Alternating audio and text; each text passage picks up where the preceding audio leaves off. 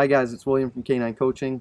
Today we're going to go over the slip collar, the grip, proper handling of both the slip collar and the leash. So let's go ahead and get that started. Alright, so what we're going to do is we're going to talk about the equipment that we'll be using. We have the slip collar that is sized appropriate for your dog. What it is that you're looking for the right size is that you would measure your dog's head at the thickest part of their head. Alright, so the thickest part of their head, basically right by their ears, all right, right by their ears here, right in here, all right. And then when you go to measure their neck at the thickest part, whatever number you come up with. So for Vader, he has a 24-inch head and he has a 22-inch neck.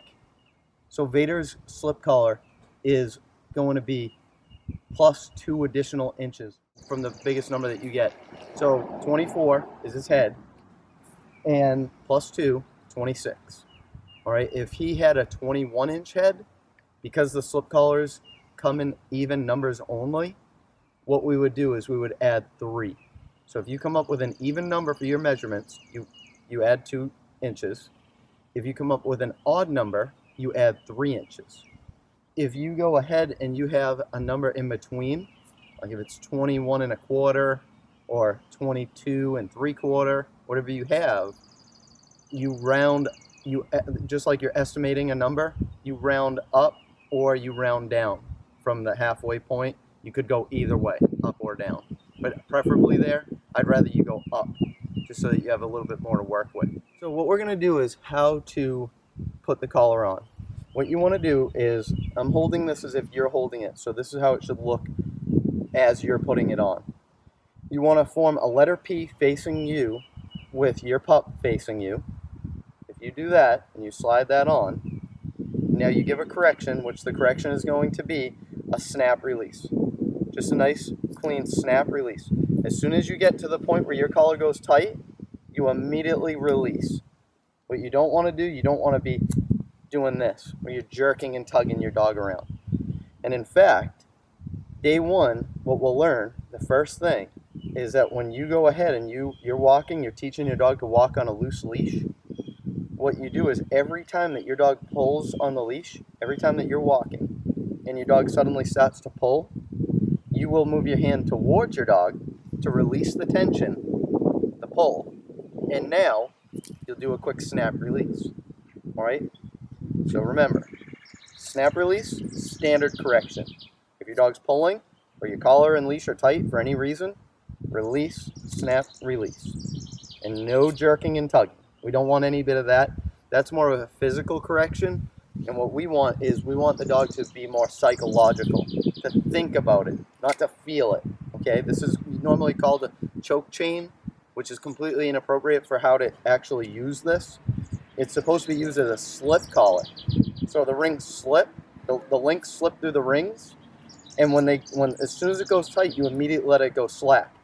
If you want to give a bigger correction, if you want to give a more intense correction, because you start off at the gentlest level, and then you increase your correction as needed, as gentle as you can be, as firm as you have to be. All right, so what is it that you do if you want to give a bigger correction, a more intense correction? You snap it faster. Snap it faster. All right, that's all that you do. The other bit is that we want to make sure that you know. So that's the mechanics of how to do it. Going back to how to put this on, remember this is that if you put it on as a 9 or a Q with your dog facing you, and you give that same correction, your collar just locks up. All right, so you have to put it on as a letter P facing you with the dog facing you, and then it loosens right up. With that said, if you put it on as a P facing you with the pup facing you, and your dog's now on the right side of you, it will lock up. So an important thing to distinguish here is that if you ever wanted to walk your dog on your right side, you would have to put the collar on as a 9 or a Q facing you with the dog facing you, and your equipment would function properly. all right? But if you do a 9 or a Q for your dog being on your left side, now you're just gonna have to make an adjustment and put it on the correct way for the left side.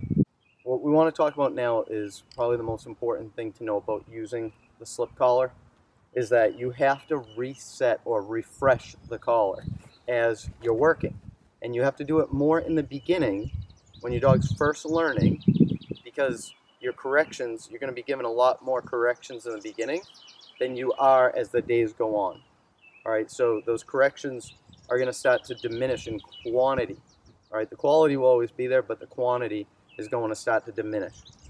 What is it that we're doing? What is a refresh? When you refresh the collar, you rotate the collar counterclockwise. When your dog's on your left side, you rotate the collar counterclockwise.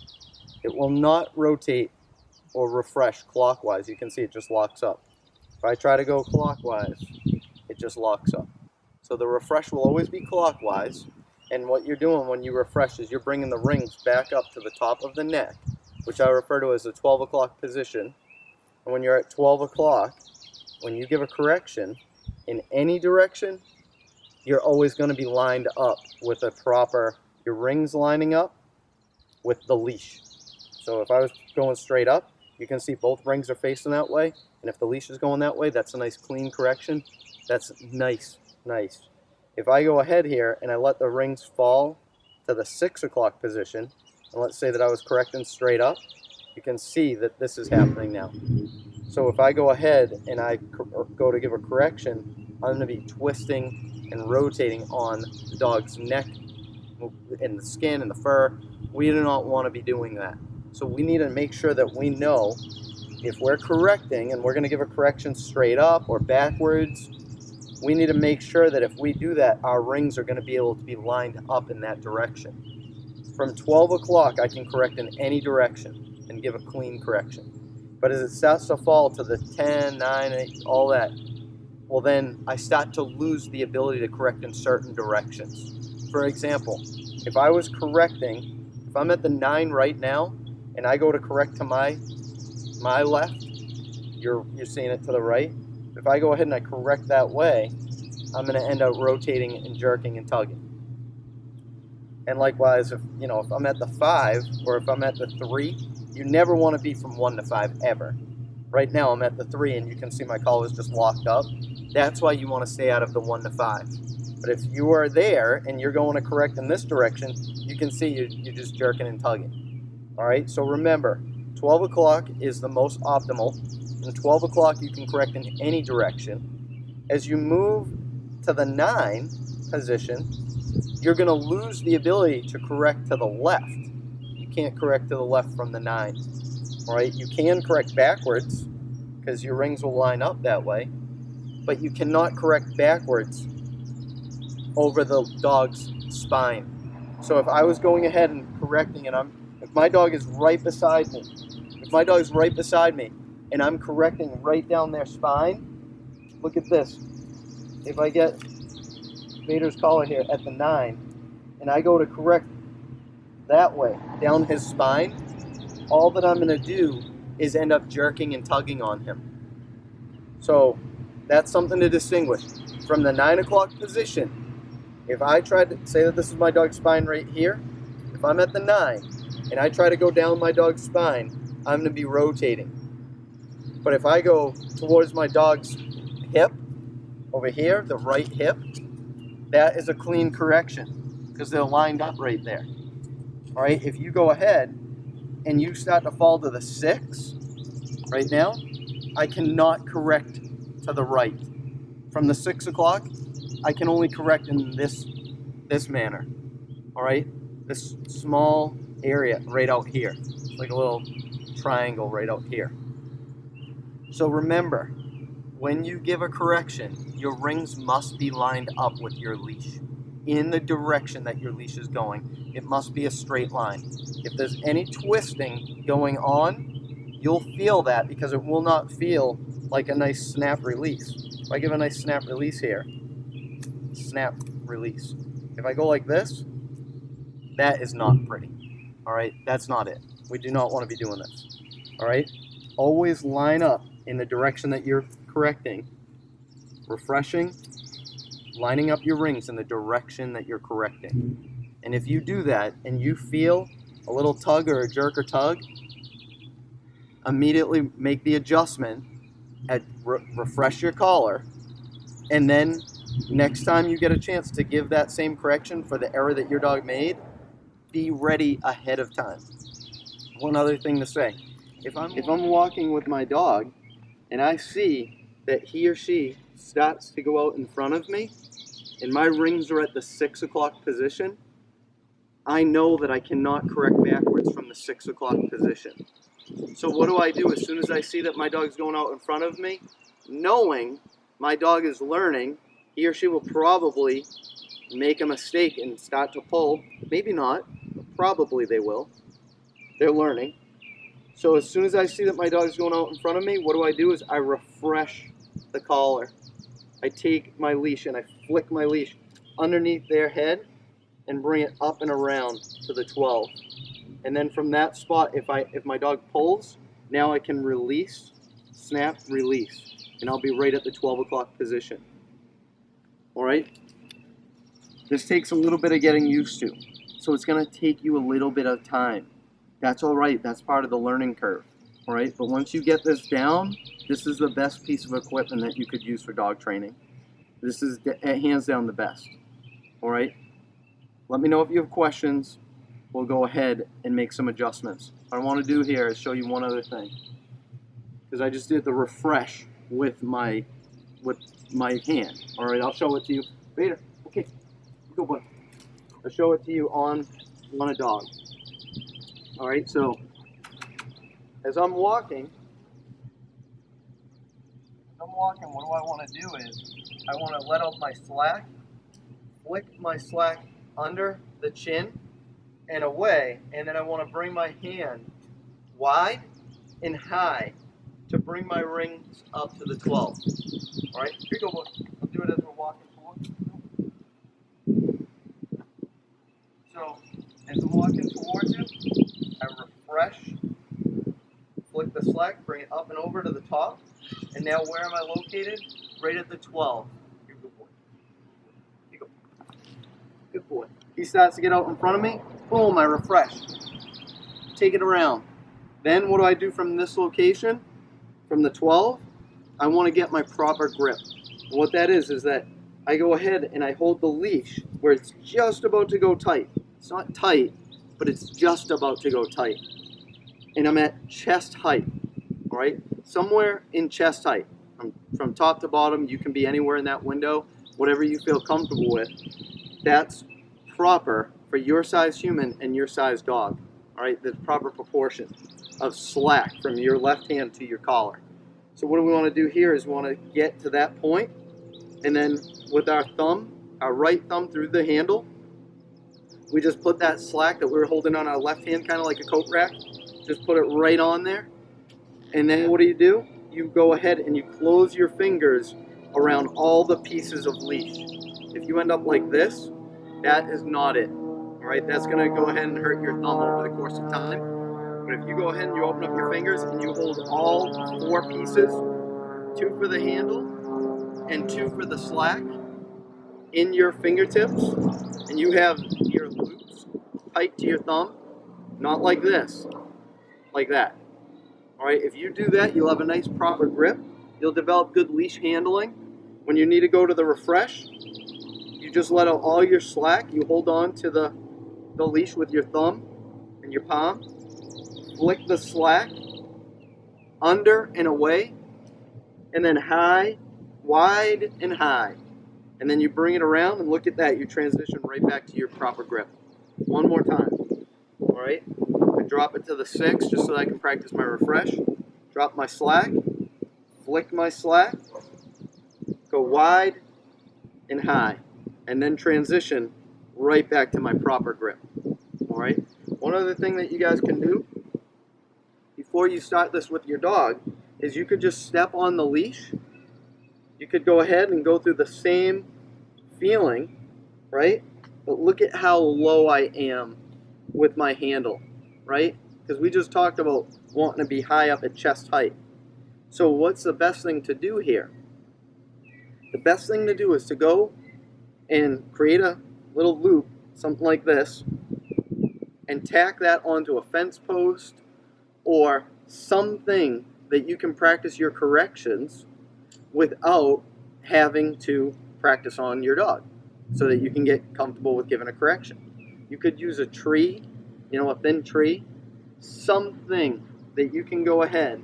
What I like to do, I like to go ahead and tack it on to my little seam about the height of the dog, and then I like to practice my grip. I practice that first. So then what I do is I go look for something that is the height of my dog.